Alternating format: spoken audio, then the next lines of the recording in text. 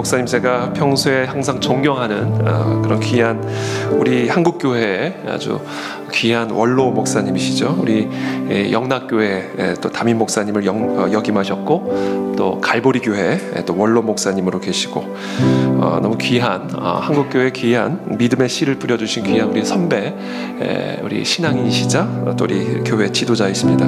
오늘 우리 박조준 목사님과 함께 또 사모님도 오늘 이 자리에 함께 하시는 줄로 제가 알고 있는데 우리 사모님 잠깐만 일어나 주시고 우리 박수로 좀 환영하기를 원하는데 저기 계시네요. 우리 사모님 좀 큰 박수로 박수하겠습니다. 감사합니다.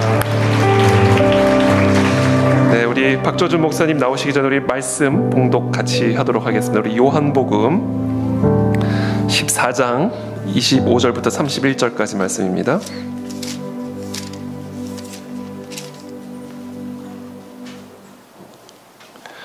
요한복음 14장 25절부터 31절까지 우리 한 절씩 저 여러분들이 교독하겠습니다. 요한복음 14장 25절부터 31절까지 한 절씩 교독하겠습니다. 저부터 읽겠습니다. 내가 아직 너희와 함께 있어서 이 말을 너희에게 하였거니와 보혜사 곧 아버지께서 내 이름으로 보내실 성령 그가 너희에게 모든 것을 가르치고 내가 너희에게 말한 모든 것을 생각나게 하리라. 평안을 너희에게 끼치노니 곧 나의 평안을 너희에게 주노라. 내가 너희에게 주는 것은 세상이 주는 것과 같지 아니하니라. 너희는 마음에 근심하지도 말고 두려워하지도 말라. 내가 갔다가 너희에게로 온다 하는 말을 너희가 들었나. 나를 사랑하였더라면 내가 아버지께로 감을 기뻐하였으리라. 아버지는 나보다 크심이니라. 이제 일이 일어나기 전에 너희에게 말한 것은 일이 일어날 때에 너희로 믿게 하려 함이라. 이후에는 내가 너희와 말을 많이 하지 아니하리니 이 세상의 임금이 오겠습니다. 그러나 그는 내게 관계할 것이 없으니 함께 읽습니다. 오직 내가 아버지를 사랑하는 것과 아버지께서 명하신 대로 행하는 것을 세상이 알게 하려 함이로라. 일어나라 여기를 떠나자 하시니라. 아멘. 참된 평안을 원하십니까? 라는 주제를 가지고 우리 박조준 목사님 말씀 나눠주실 때 우리 큰 박수로 환영해 주시면 감사하겠습니다.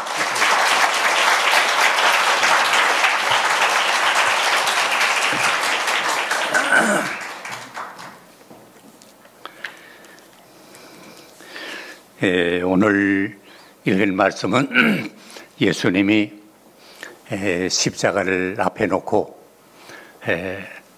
이 세상을 이제 떠나야 되겠는데 사랑하는 제자들 모든 사람들을 향해서 주신 말씀입니다. 오늘 다 읽진 않았습니다만은 12장부터 보게 되면 어떤 여인이 아주 값비싼 기름을 가지고 예수님 발에 붓고 머리털도 닦을 때 주변에서는 비난했거든요. 저렇게 비싼 기름을 어떻게 저렇게 낭비하나.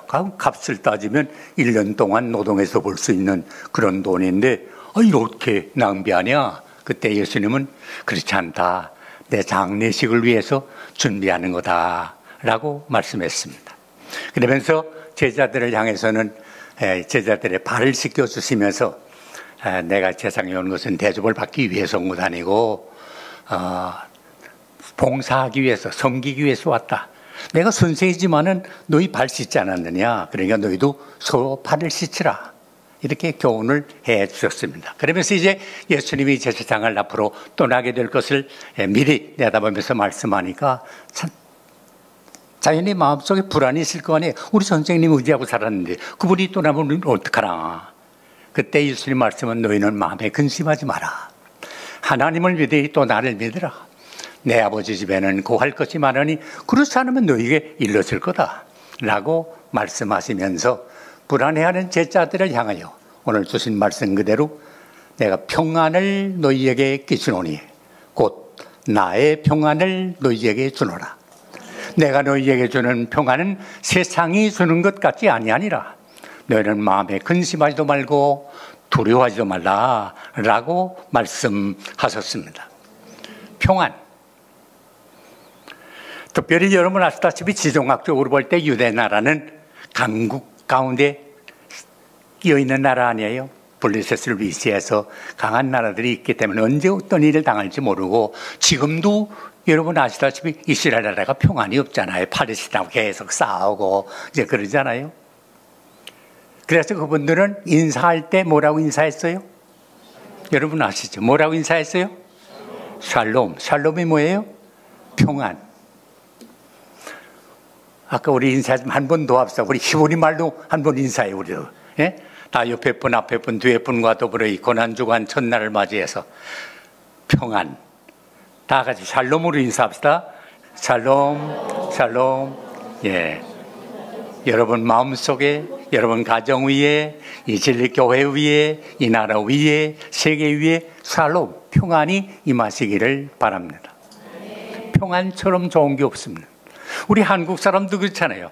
요 조그만 나라인데 옆에 중국이 있지요, 일본이 있지요, 소련이 있지요. 그래가지고 우리는 언제나 불안 가운데 있고, 더구나 지금 북쪽에는 같은 민족임에도 불구하고 해방 이후에 갈라져가지고 원수시하고, 우리 주족이 지금 어디예요? 북한 아니에요. 원수를, 우리 동족끼리 원수가 됐잖아요. 이거 얼마나 불안해요. 더구나 지금 북한에서는 핵무기를 만들어가지고 다 준비해놓고 우리 집 한미연합 훈련한다고, 그러니까 언제라도 우리는 핵무기 쓸 수 있다, 준비하고 있다 하면서 호통을 치고 있잖아요. 사실 그렇잖아요. 이거 우리가 지금 폭탄을 안고 사는 거예요. 언제 터질는지 몰라요. 우리가 어제 살았으니 오늘 살고, 오늘 살았으니 내일도 그래서 그렇게 살려니 라고 생각하고 있습니다만, 따지고 보면요, 얼마나 불안한지 모릅니다. 저 북한이 속이 삐뚤어져 가지고 한번 스위치를 눌러놓으면 우리나라 풀바다 되는 거 아니에요. 에따 모르겠다. 이북 사람들이 에따 모르겠다고 해서 김정은이가 막 눌러라 하면 그대로 와서 떨어지면 우리는 불바다가 되고, 뭐 서울이고 부산이고 대구 할 거 없어요. 그저 끝나고 마는 거 아니에요. 이런 불안 속에 산다는 사실을 우리는 알아야 돼요. 평안을 다 원하긴 하는데 평안이 없어요. 지금 세계를 보세요. 평안이 있어요?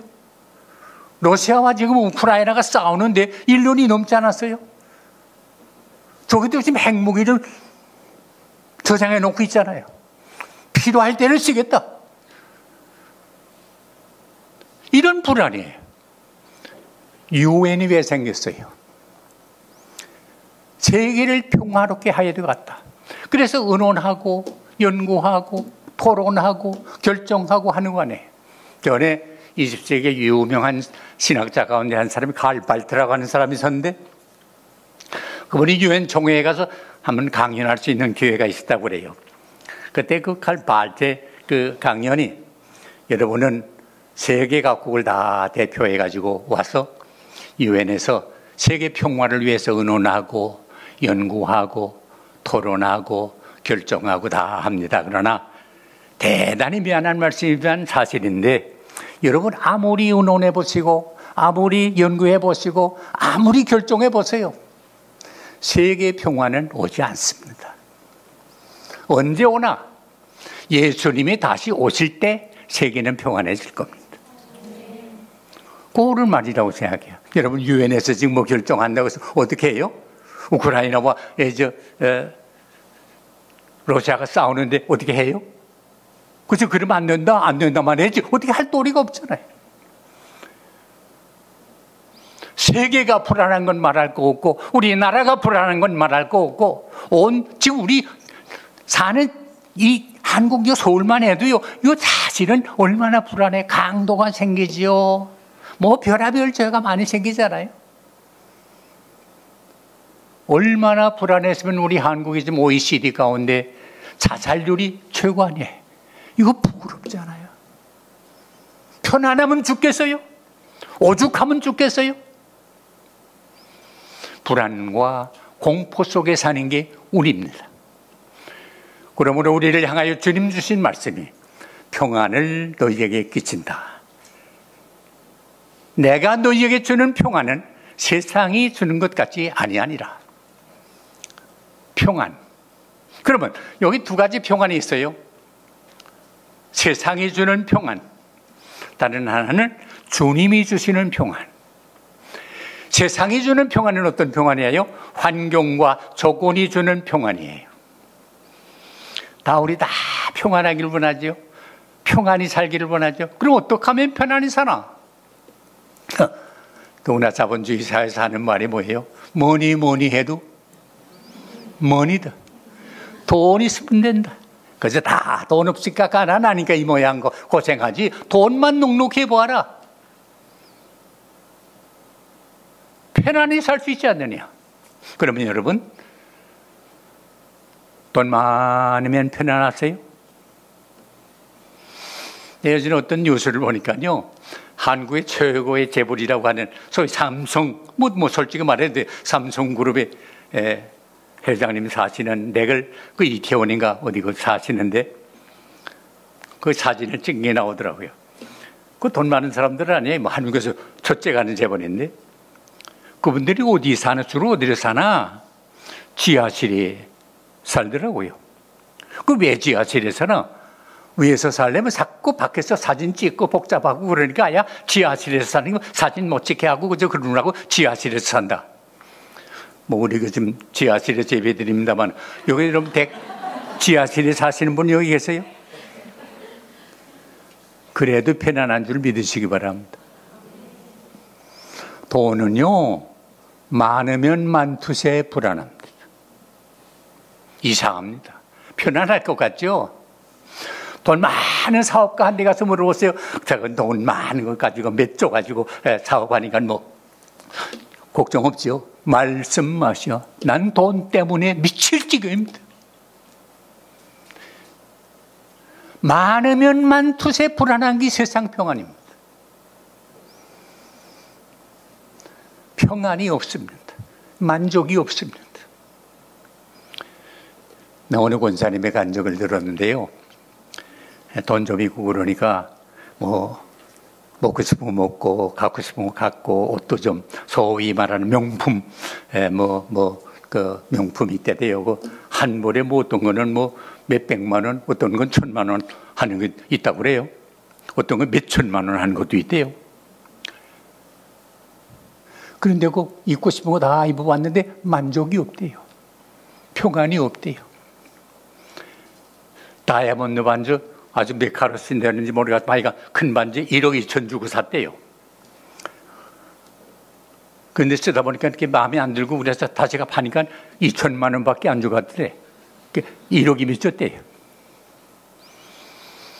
1억 2천만 원 다이아몬드 반지 끼면 마음이 편안해요? 아니에요. 또 세상 평안이 뭐예요? 권력 아니에요. 권력 가지고 봐라. 편안히 살 수 있다. 나를 지키는 사람이 있고 다 경호원들이 지켜주고 얼마나 편안하냐. 여러분 경호원이 지켜주면 편안할 것 같아요? 대통령 되면 경호원이 수십 명 따르잖아요. 지금 대통령 그만두고도 좀 문재인 대통령 하던 분 그 말 들으니까 60명의 경호원이 있다고 그러대요. 그 경호원 왜 들고 사나? 편안해서 경호원 들 것 같아요? 언제 어떻게 될지 모르니까 경호원 드는 거 아니에요? 불안해서 그런 거 아니에요? 전에 박정희 대통령 계실 때인데 그 경호원 그때는 경호실장이라고 하는데 여성 경호처장이라고 합니다만 경호처장이라는 분이 차지철 씨라고 하는 분이 계셨는데 나하고 동갑이었어요. 그래서 제가 영락에 있을 때인데 주일마다 월요일마다 목사님 와서 한 30분씩 우리 경호실 직원들한테 좀 얘기해 주세요. 보니까 거기 가니까 다 장군 출신들이라고 제일 낮은 사람이 소장이더라고. 소장 단 사람이 있는데 그때 전두환 씨도 소장 달고 있었어. 그래서 수도경비 사령관으로 나갈 때 기도해 주라고 해서 그 번질번질한 머리에 내가 손 얹고 이제 기도도 해주고 그랬는데. 하여간 이 차지철 씨는 얼마나 대통령을 지키느라고 애썼는 거 아니? 그분은 참 곰 같은 사람이야. 세종로에 청와대 들어갔는데 2층 이상 빌딩에는 유리에다 모두 하얀 페인트 칠해라. 왜? 보지도 마라. 얼마나 무서운 걸 갔어요. 그러면 그렇게 하면 안전해요? 어떻게 박정희 대통령이 어떻게 시해당한 거 여러분 아시죠? 제일 가장 믿는 안전하게 한다는 사람 안기부장한데 안가에서 회의하다가 시해당하지 않았어요. 권력이라는 게 그래요. 김영삼 대통령 제가 저 대학 동창이고 다 그래서 잘 알아서 자주 만나고 이제 그랬는데 그분이 이제 대통령이 되신 다음에 한번 주일날 아침에 청와대 와서 예배 인도 좀 해달라고 해서 또 갈 때 원고까지 써가지고 오라고 그래가지고 제가 그때 난 그거 식구 5명 놓고 원고 설교한 거 처음 봤는데 뭐 그래도 해달라니까 해갖고 갔는데 5명 놓고서 이제 내가 예배를 인도했는데 그때 내가 기억해 여호수아 1장 1절로부터 9절까지 강하고 담대하라. 하나님이 함께하는 게 이 나라 약속의 땅을 차지하게 되길 바란다는 그런 내용으로 말씀했는데 그 다녀간 분들 그 설교집을 나중에 다 5년 동안 계시다가 행걸 설교집을 망악한 두통걸 만들었는데 그 제목을 또 어떻게 내가 설교한 제목을 썼더라고요. 강하고 담대하라. 이제 그런 걸 썼는데 그 대통령 김대통령 장로님만이 충년교회 장로님이었거든요. 목사님이 미안해요. 제가 이거 교회 장로라고 하면서도 주일날 예배당에 못 나가고 목사님 오시라고 그래서 예배 인도하라니까 참 미안해요. 내가 이거 나가면 혼자 나갑니까? 경호원이 다 따라와서 예배당에 안팎으로 다 지켜야 되는데 그게 편안하지 않잖아요. 그래서 내가 대통령 끝나고 나가려고 그래요. 대통령 되니까요, 장로님에서도 주일날 교회를 못 나와요. 왜? 그 번거롭게 교원들 데리고 나오니까 예배 분위기가 안 맞잖아요. 오늘 저녁에 예배당 나오시면서 교원 데리고 나온 분 계시면 한번 손 들어보세요. 없어요? 편안한 줄 믿으시기 바랍니다. 경호원 다니고 다니는 사람이 편안한 게 아닙니다. 언제 어떤 순간이 어떻게 될지 모르잖아요. 노태우 대통령께서 집권했을 때 그 부인 되는 분이 김옥수에서 한 분은 점심을 대접하겠다고 오라 그래서 내 청와대 들어갔던 길을 했는데 그래서 단둘이 못했던 난 뭐 여자하고 단둘이 교회 나고도 식사해 본 적이 없는데 뭐 대통령 부인이니까 또 마주 앉았을 때 식사를 하는데 우리 둘이 식사하는 게 아니고 주변에 경호원들이 쭉 돌아서 있더라고요. 난 사람 세워놓고 밥 먹는 거 처음 해봤어. 밥맛이 없더라고요. 권력! 이것이 평안입니까? 아닙니다. 높으면 높두세 불안합니다. 큰 권력 가지면 가질수록 불안합니다. 세상에 주는 평안이 뭡니까? 환경과 조건이 주는 평안입니다. 이것은 참된 평안이 아닙니다. 참 평안이 어디 있습니까? 환경과 조건이 주는 평안이 아니라 우리 마음 안에 있는 평안입니다. 이것은 세상이 주는 것 같지 아니합니다. 주님께서 말씀하시기를 내가 너희에게 평안을 끼치노니 나의 평안을 너희에게 주노라. 내가 주는 평안은 세상이 주는 것 같지 아니하니라. 너희는 마음에 근심하지도 말고 두려워하지 말라 라고 말씀하셨습니다. 참 평안은 환경과 조건이 있는 게 아니라 우리 마음 안에 있습니다. 이게 바로 주님이 주시는 평안입니다. 오늘 저녁 십자가를 앞에 놓고 말씀하시는 예수님의 말씀을 통해서 주님이 주시는 이 참 평안이 우리에게 임하시기를 바랍니다. 그러면 어떻게 하면 이 평안을 누릴 수 있어요? 몇 가지 조건이 있어요. 첫째, 하나님과 바른 관계를 맺어야 돼. 왜요? 우리는 다 하나님의 뭐이죠? 피조물이에요. 하나님은 우리를 창조하신 분이에요. 창조주와 피조물인 우리의 관계가 원만해야 편안해요. 이 관계가 깨지면 불안과 공포가 와요. 그래서 성경은 너희는 하나님과 화목하라 라고 말씀해요.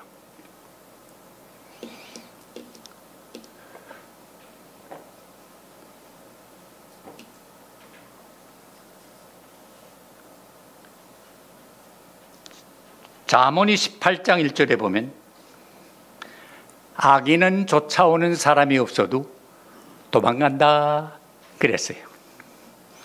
죄를 지면 나를 쫓아오는 사람이 없어도 도망가요. 왜? 양심의 가책이 있기 때문에 그래요.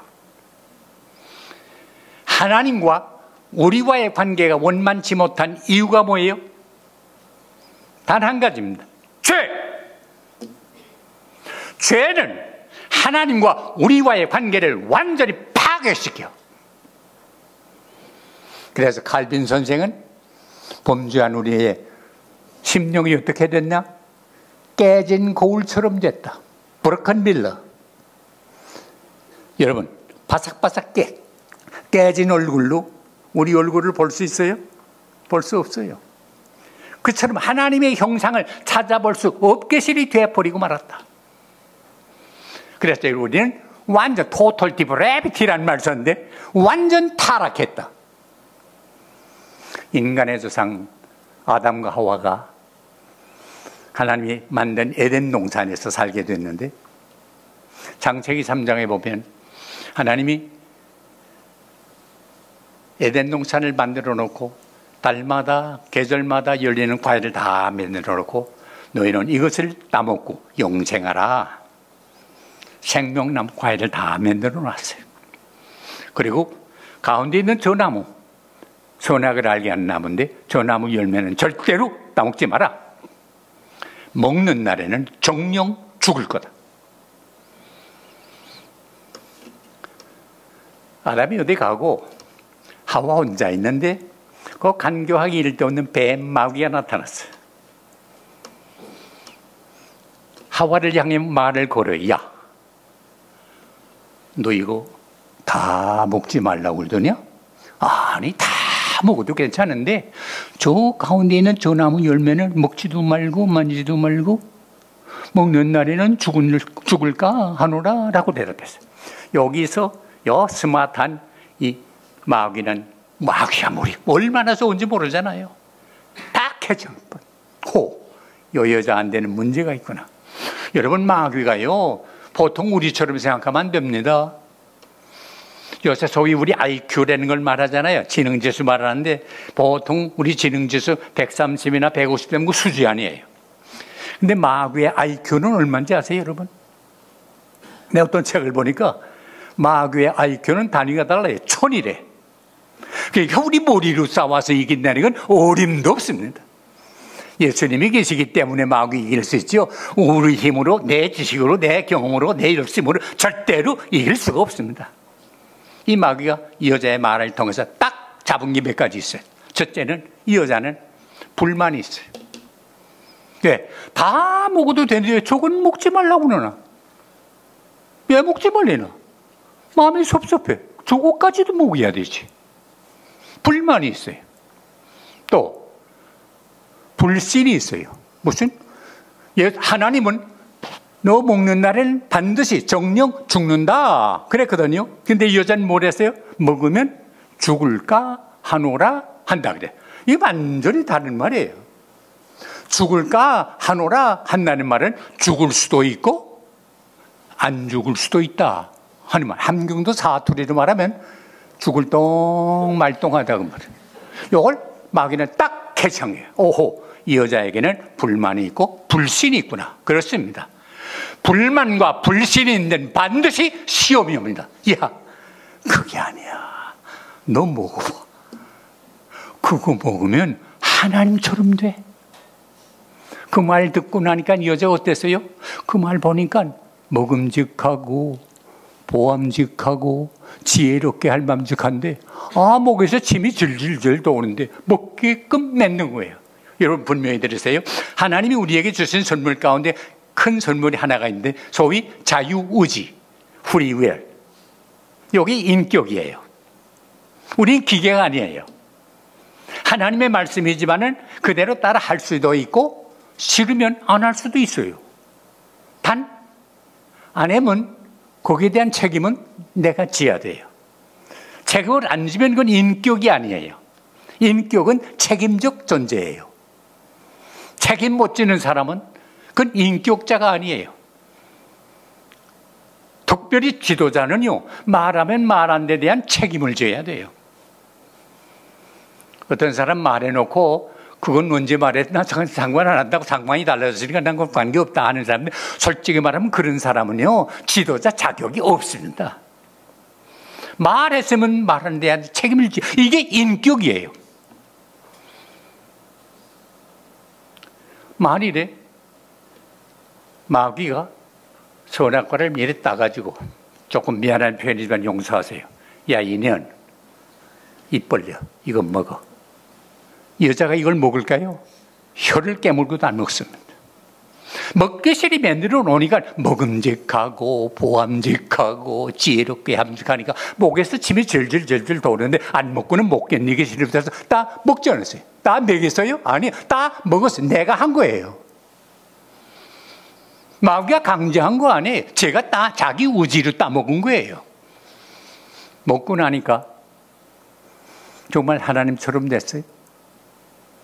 편안했어요. 여기 보세요. 여러분 마귀에 시험 들지 않아야 될 이유 중에 하나 바로 그거예요. 마귀는 뭐예요? 거짓말쟁이에요. 하나님처럼 된다 그랬는데 먹고 나니까 하나님처럼 됐어요? 아니에요. 불안과 공포가 찾아온 거예요.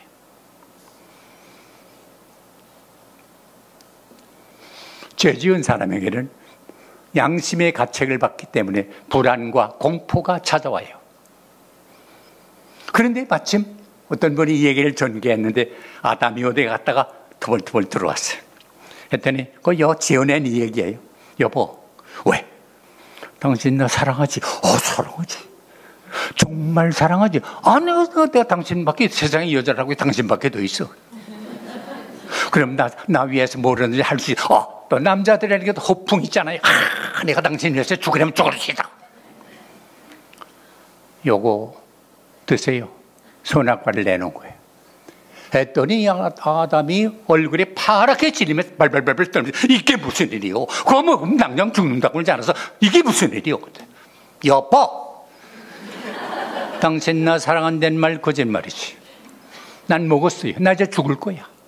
나 죽으면 당신 어떤 여자하고 또 결혼하려고 그래? 콩에다 갖다 몰아넣으니 너 남자가 별도리 없잖아. 그래 먹었대요.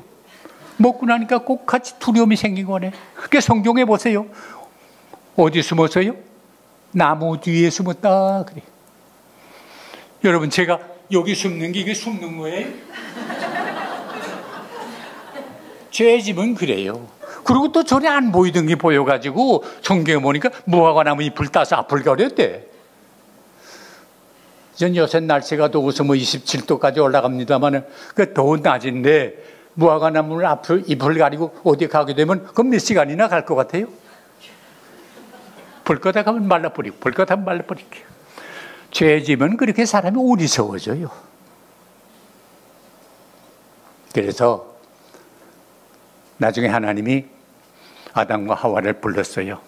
너 어떻게 그렇게 했느냐. 그래서 불쌍히 여겨서 죄 없는 어린 양을 잡아서 가죽을 만들어서 가죽 옷을 해 입혔다 그러잖아요. 여기에 신학적인 의미가 있어요. 죄 지은 사람 죄를 가리워주고 덮어주는 건 양의 옷을 입어야 돼. 어린 양의 가죽으로 옷을 입어야 돼. 이 어령씨 세상 떠났습니다만 그분이 숲을집에 보니까 아담과 하와 얘기를 하면서 하와가 얼마나 하여간 좀 얌친지 뺏겨버 그런지 그 하나님이 어린 양 잡아가지고 원피스를 해서 입히니까 자기 남편인 아담을 향해서 여보 내가 이쁘지? 그랬대. 아니 그게 어떤 옷이에요? 어린 양은 예수를 가리키지 않았어요. 세례 요한이 예수님을 어떻게 소개했어요? 보라 세상 죄를 지고 가는 하나님의 어린 양이로다. 양이 무슨 죄가 있어요? 죄 지은 사람을 위해서 피 흘려 돌아가신 거 아니에요. 우리가 이 고난주간 첫날을 맞이했습니다만 우리 예수님이 십자가를 지기 위해서 고난당하는 거 왜 당해요? 누구 때문에 당해요? 죄 지은 우리 때문에 당하는 거 아니에요?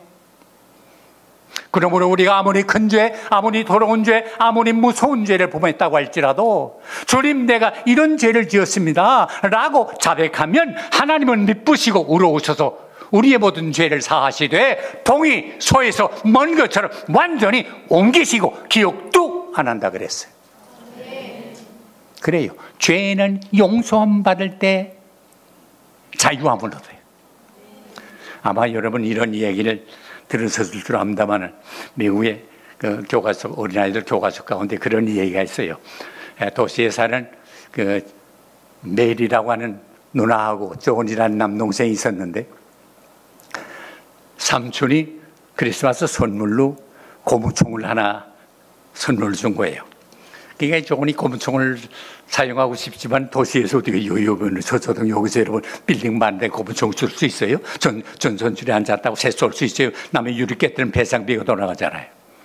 그러니까 고무총 쓸 수 있는 기회가 없어서 그러다가 한 번 할머니가 시골에서 농장을 하는데 연락이 와서 편지가 왔는데 너희 이번 주말에 할머니 집에 와서 좀 쉬었다 가라. 그러니까 저는 자기 고무총 쓸 기회가 돼가지고 너무너무 좋아서 밤잠을 못 자고 있다가 이제 토요일 날 할머니 집에 가서 이제 주일날 지나게 됐는데 가서 조만 먹고 나서 고무총부터 써야 되잖아요. 그래서 할머니 뜰에서 돌려는 돌만 한 주머니 넣어가지고서는 고무총을 갖다가 전선줄에 앉아있는 새도 쏴보고 나무가지에 있는 앉아 쏴보고 했는데 뭐 쏘나고 맞아요?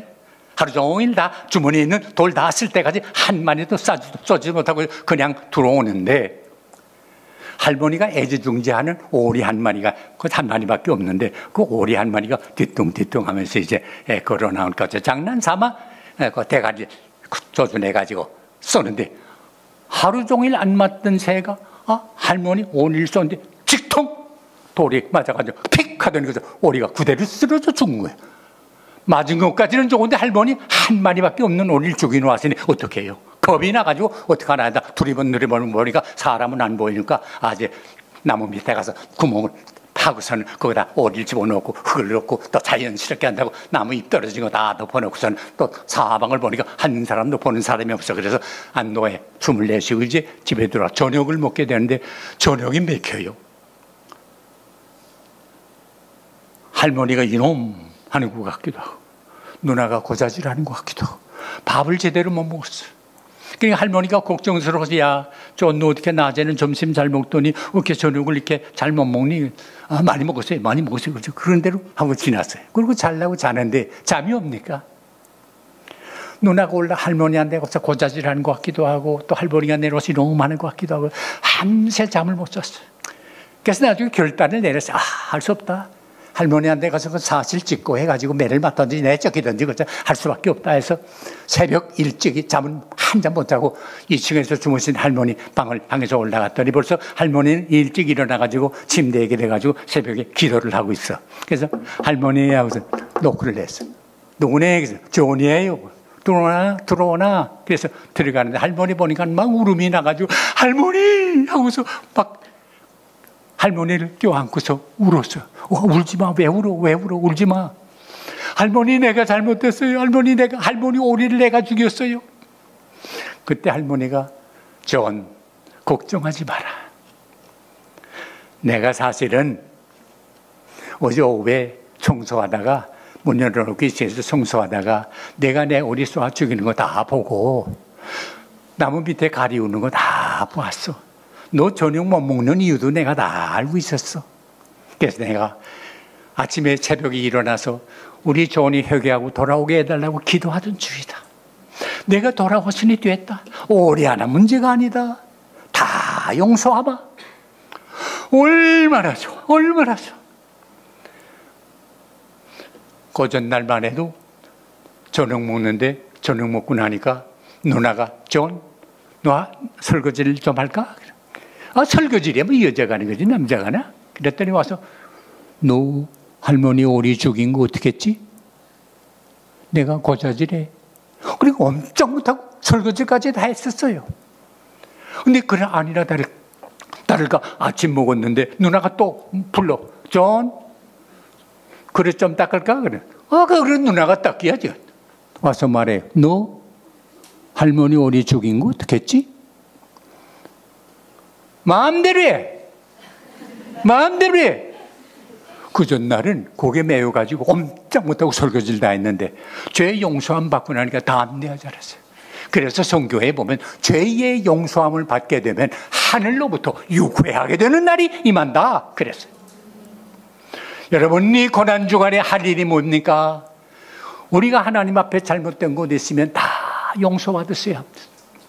그래서 여러분 마음속에 참 평안이 임하게 되시기를 바랍니다. 그리고 둘째는 사람과 사람 사이에 화목해야 합니다. 하나님이 사람을 만들 때 다 다르게 만들었습니다.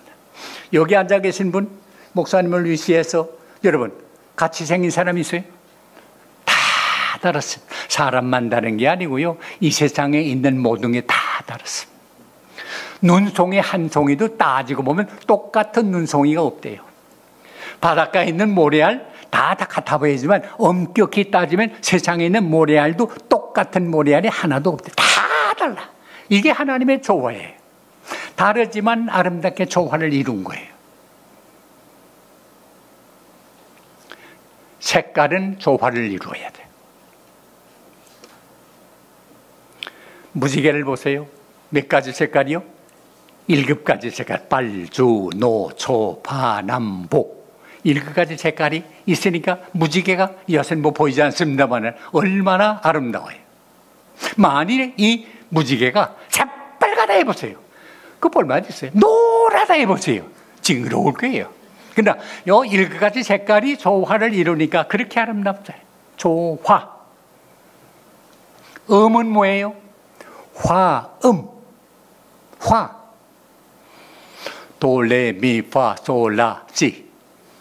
7가지 음이 다 다르지만은 그게 화음을 이루니까 아름답잖아요. 아까 찬양대가 나와서 찬양을 했습니다만 소프라노, 엘토, 데이노, 베이스 이 네 파트가 다 다르잖아요. 그러나 이 다른 것이 연습을 잘해가지고 아까 지휘하는 거 보니까 참 눈 감고 그 소리를 분간하면서 하는데 아주 은혜가 되더라고. 하나도 화음이 잘 되게 하기 위해서 들어가면서 아마 연습을 그렇게 시킨 모양이에요. 화음이 되니까 듣기 아름답잖아요. 어떤 분이 한 분이 특별히 노래를 잘하는 분이 있어서 나는 그하고 사고에서 나 혼자 앉아서 빽빽 소리를 들어보세요. 합창이 돼요? 안 돼. 합창은 화음이 돼요. 하모니가 돼요. 사람은 어때요? 다 다르지만은 서로가 다르지만 화목. 색은 조화. 음은 화음. 사람은 화목.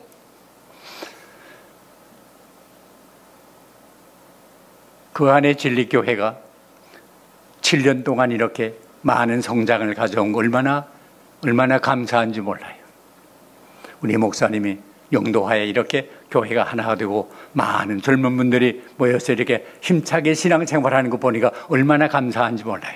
이 교회가 계속 아름답게 자라려고 할 것이면 서로 화목해야 돼. 어떻게 하면 화목하나? Respect each other. 서로가 존경해야 돼요. 어떻게 해야 화합이 돼요? 나 혼자 소리 지르지 말고 옆에 사람이 소리 내는 걸 들어가면서 그 소리를 들어서 그 사람보다 다르게 소리 내지 않기 위해서 힘써야 화음이 돼요. 그래서 연습을 하는 게 그것 때문에 그래요. 뭐 곡을 몰라서가 아니잖아요.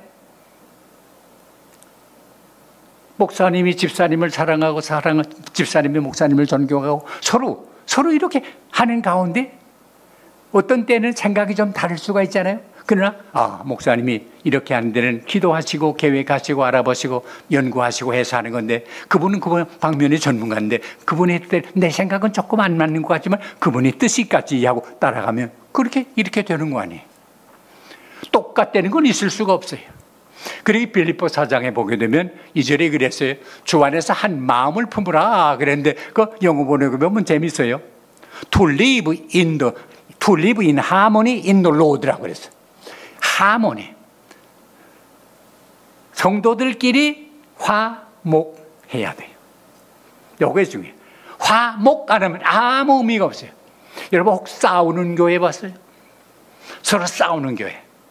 어떤 교회는요, 싸우는 교회는 한쪽에서는 기도하고 한쪽에서는 찬양해. 하나님이 그 예배 받을까요? 안 받아요. 성경에 예수님도 그래 말씀하신 게 뭐예요? 너희끼리 불화한 일이 있거든. 내 앞에 올 때는 그냥 오지 말고 화목하고 그리고 내 앞에 와 제물을 드리라. 화목하지 아니하고 제물 드리고 요새 말로 말하면 예배 드리는 거 이거 아무 의미 없어요. 뭐 예배당에 모였다고 되는 거 아니에요. 예배당에서 모여서 뭐 해야 돼요? 서로가 화목. 요게 중요해요. 여러분, 내가 미워하는 사람, 싫어하는 사람 만나면 마음이 편안해요? 편안잖아요.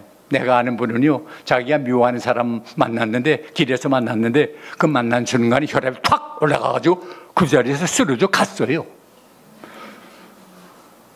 얼마나 마음이 불안했으면 쓰러져 갈 정도가 되었어요. 마음이 편안해야지. 부모님 회갑잔치에 자녀들이 모였는데 부모님은 뒷방에 앉아 계시고 형제들끼리 모여서 화목하지 못하고 형제끼리 모여서 싸움이 있었어. 본인들은 말할 거 없지만 부모님이 회갑잔치 하는 부모님이 마음이 편안했을까요? 안 하는 게 차라리 낫지. 교회가 싸움은 그래요.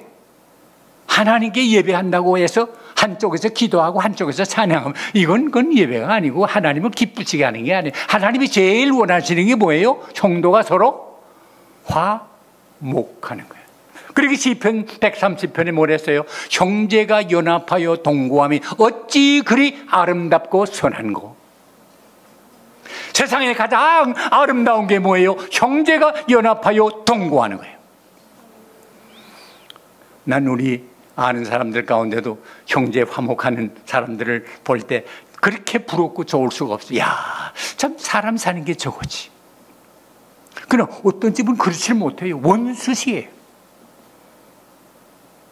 여기 내가 아는 큰 병원의 원장이 다 의사고 아들도 둘이 다 서울대학 나온 의사인데 한 사람은 자기가 원하는 내과라고 한 사람은 원치 않는 외과를 하는데 유산을 나눠주는데 한 아들한테는 200억을 주고 한 아들한테는 700억을 줬대요. 200억 받고 700억 받았는데 이건 서로 원수가 된 거예요. 저건 뭐 때문에 200억을 줬대. 저건 뭐 때문에 700억이냐. 밤낮서 아야 원수처럼 떼버리고 말았어요. 그러니까 형제가 그렇지 못하니 얼마나 불행한 가정이에요. 차라리 돈은 없어도 화목하는 것처럼 아름다운 게 없습니다. 그처럼 기쁜 일이 없습니다. 그리고 끝으로 주님이 나와 함께 계신 것을 믿으면 편안해요. 요거 오해하지 마세요. 주님이 함께 계시면 병도 안 오고 사업하면 성공하고 돈 벌고 정치하면 장관 되고 시험 치면 서울대 가고 그런 거 있어요? 어떤 분이 예수 믿으면 그렇다고 그래요. 감기 들어 너 예수 잘못 믿어 그래. 그 말이 맞아요? 예수 믿어도요 감기 들고요 예수 믿어도요 사업하다 실패하고요 예수 믿어도요 시험 치면 떨어질 수가 있어요. 예수 믿으면 모든 게 다 자기 생각대로 된다 하고 원하는 대로 된다 하고 말하는 건 그건 복음이 아니에요. 예수님 뭐라고 말씀하세요? 너희가 세상에서 환난을 당하나 담대하라 내가 세상을 이겼노라. 제자들을 향해서 너 예수 믿어도 환난을 당해 그러나 담대해 내가 세상을 이겼으니 너희도 이길 거야 하는 말씀이에요. 하나님의 자녀도 환난을 당합니다. 그리고 시편 150편에 그랬지요. 환난의 날에 나를 부르라. 낙심하지 말고 원망하지 말고 불신하지 말고 나를 부르라. 나를 부르라. 우리 예수 믿는 사람의 축복이 뭐예요? 어려움을 당할 때 누굴 찾아요? 하나님을 찾아. 아버지 하나님 찾아요. 그러므로 우리는 절대로 영적인 고아가 아니에요. 고아가 먹을 게 없어 불쌍해요? 옷이 없어 불쌍해요? 요새는 고아원에도요 조공부 잘하면 대학도 다 가고 해요. 근데 왜 불쌍해요? 어려운 일 당할 때 선생님 해야 되잖아요. 아버지, 엄마 해야 될 텐데 그걸 못 하잖아요. 여러분, 우리는 절대로 영적인 고아가 아닙니다. 우리 아버지가 계십니다. 저는 어릴 때, 내 이야기에서 미안합니다만, 나 어릴 때 3살 때 아버지를 여였습니다. 우리 아버지가 18살에 결혼하고, 난 20살인가 낳았고, 23살에 우리 아버지가 세상을 떠났어요. 나는 그게 제일 부러운 게 뭐냐? 아버지. 난 그렇게 기도할 때 하나님보다도 어제 아버지 그래요. 아버지 하면 그렇게 마음이 흐뭇하고 든든하고 좋아요. 하나님은 누구예요? 네, 아버지예요. 그러므로 어떤 어려움을 당할 때 아버지를 찾으면 하나님이 도와요. 두려워 말라. 내가 너를 붙들어 주마. 내 의로운 오른손으로 너를 붙들어 주마. 그래서 다윗은 그랬습니다. 내가 사망의 음침한 골짜기로 다닐지라도 해받을 것을 두려워하지 아니합니다. 주께서 나와 함께 하시고 주의 시편이와 막대기가 나를 붙들어 줬습니다. 예수 믿는 사람도 어려움을 당해요. 어떤 분은 조금만 어려움을 당해도 그저 너 예수 잘못 믿어 그런다. 절대 그렇지 않아요. 당해요. 예수 믿는 사람도 병들어요. 요한복음 10장에 보세요. 나사로가 예수님이 사랑하는 사람 아니었어요? 그래서 나사로가 병이 들었거든요. 그때 와서 전하는 예수님께 전하는 사람이 뭐랬어요? 당신이 사랑하는 자가 병들었습니다. 요거 참 아주 시니컬한 말인데, 요 두 가지 병들었습니다 하는 보고도 되지만 예수님이 사랑하는 사람도 병드네요. 그런 뜻도 있어요. 그래요. 그때 예수님 뭐라고 말씀했어요? 그건 죽을 병이 아니라 하나님의 영광을 드러내기 위함이다 라고 말씀했어요. 예수 믿는 사람도 하나님의 자녀도 이런 주님이 주신 평안을 주신 사람도 풍랑을 만나요. 예수님이 탄 데가 풍랑을 만났어요? 안 만났어요? 풍랑 만났어요. 그러니까 제자들이 얼마나 무서웠으면 선생님 우리가 죽게 된 걸 모릅니까? 빨리 우리 건져주세요 할 때 예수님이 깨가지고 풍랑을 잔잔케 한 다음에 하신 말씀이 뭐예요? 아이고 너희들 얼마나 걱정했냐, 너희 두려웠지, 고생 많았지. 그래서요, 믿음이 적은 자들아 왜 의심하느냐. 예수님이 탄 배도 풍랑을 만나요. 그러나 절대로 예수님이 타신 배가 풍랑에 전복되는 법은 없어요. 그래서 우리가 환난을 당할 때 잘 인내하면 하나님이 허락한 축복을 주신다 말씀하지 않았어요? 아무리 어려운 환경 가운데 있다고 할지라도 주님이 나와 함께 계신 걸 믿으면 편안해요. 여기 엄마가 어린애기를 끼고 자요. 자다가 어린애가 잔 거를 보고 불을 껐어요. 캄캄해요. 이 애가 한참 자다 눈을 떠보니까 캄캄해. 무섭지요. 그래 아가고 울어요. 그럴 때 엄마가 불을 또 켜요? 아니에요.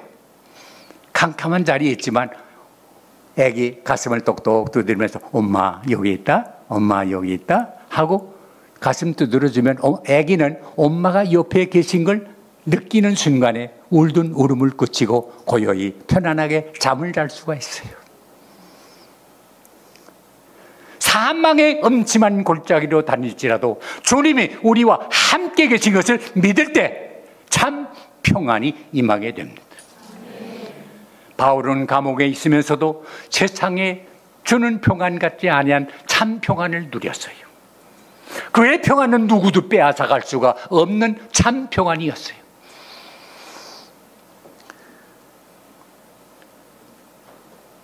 이사야 41장 10절에 말씀합니다. 두려워 말라 내가 너와 함께함이라. 마태복음 25장 마지막 절에 말씀합니다. 볼지어다 내가 세상 끝날까지 항상 너와 함께하마. 주님의 약속입니다. 이 약속 믿습니까? 네. 그래서 오늘 우리가 사는 세상이 모든 환경과 조건이 좋아서 편안하려면 그럴 수 있는 날은 하루도 없습니다. 그러나 주님이 나와 함께 계신 걸 믿고 형제간에 서로 화목하고 하나님과 바른 관계를 맺으면 세상에 주는 것 같지 아니한 이 참 평안이 여러분 마음속에, 여러분 가정 위에, 이 진리교회 위에 함께 하시기를 주의 이름으로 축원합니다. 기도합시다. 하나님 아버지, 오늘 우리가 사는 세상에서 평안을 그렇게 원하지만은 평안이 없습니다. 이것이 우리의 비극 아닙니까?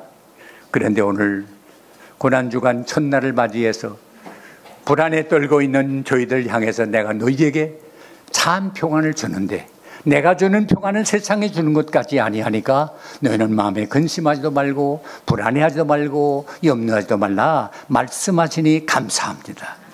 하나님과 바른 관계 맺게 하시고 형제간에 화목하게 하시고 어떤 환경 어떤 조건 속에서도 주님이 우리와 항상 함께 계신 것을 믿고 참 평안을 우리 마음속에, 우리 가정에, 우리 교회에 임하게 하여 주시옵소서. 예수님의 이름으로 간절히 기도하옵나이다. 아멘.